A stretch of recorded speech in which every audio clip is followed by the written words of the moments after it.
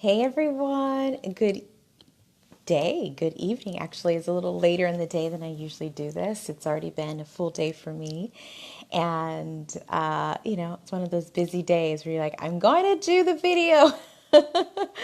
Just happened to be around dinner time. But anyway, still the messages are just as important in the evening as they are the first thing in the morning. So, I felt compelled today, I don't know, maybe because it's later in the day, to choose a phrase from a different book.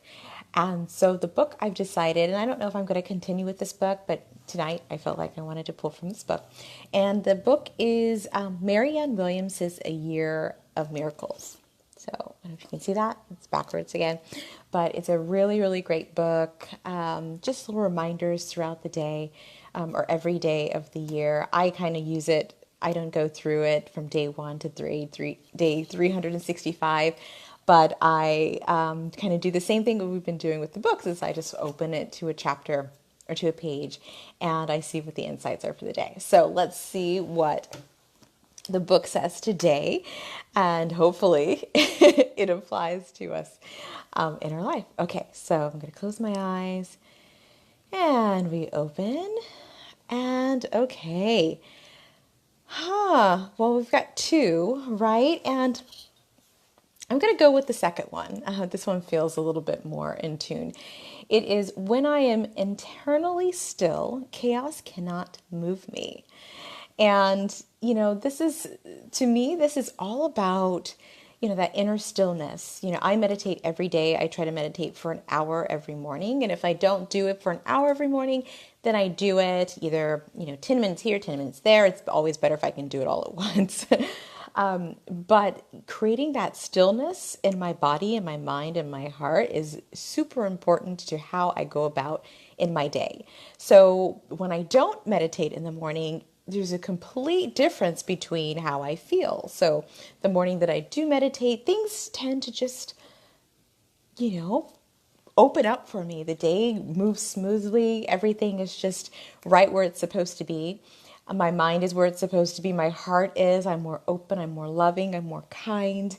And the days that I don't meditate, it's, things can get a little clunky. And we realize, oh my gosh, I didn't find that place where I feel grounded and I feel really present within my body. And my mind is clear. I know what my next step is because I've already determined it. It's like meditating or finding that stillness, whether it's prayer, or just sitting and getting away from all of the stuff that is going on in our life, really, really, really does help us and our daily routine and then just in life in general. So think about what kind of practice you have for yourself. Do you have a meditation practice? Or do you just find moments where you can just be still with yourself?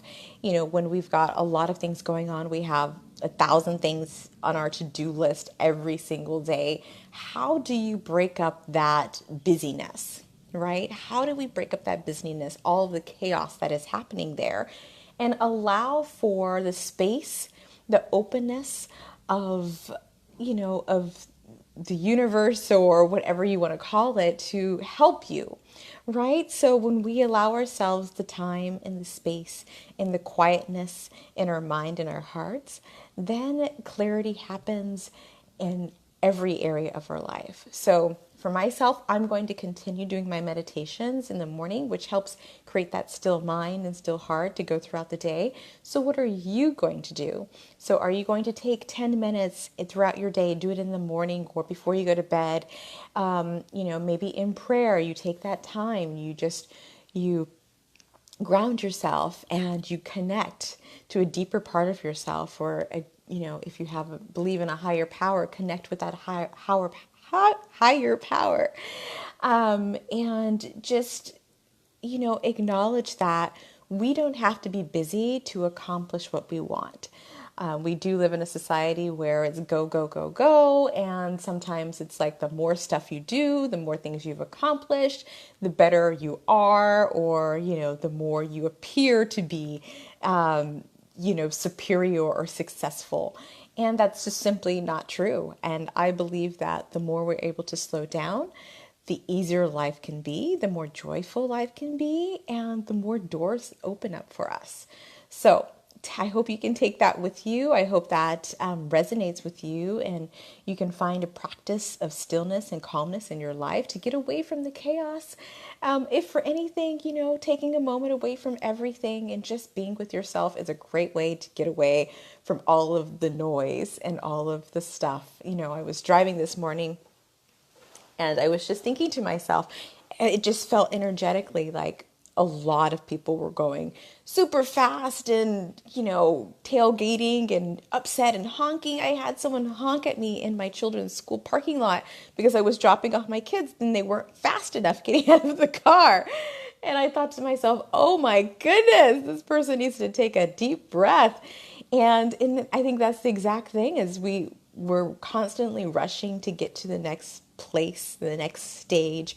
And if we just took a deep breath and grounded ourselves and allowed ourselves to recognize that, time really is malleable and this is the world we live in. And if you're late, you're already late. So you might as well just enjoy where you are right now in the present.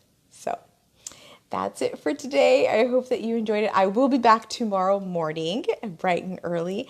And I don't know, we'll see if we stick with the Year of Miracles or we go back to Thich Nhat Hanh's How to Love. But either way, they're both great books. Go out there and grab them if you don't have them. And have a wonderful evening. And I will see you again tomorrow. Bye.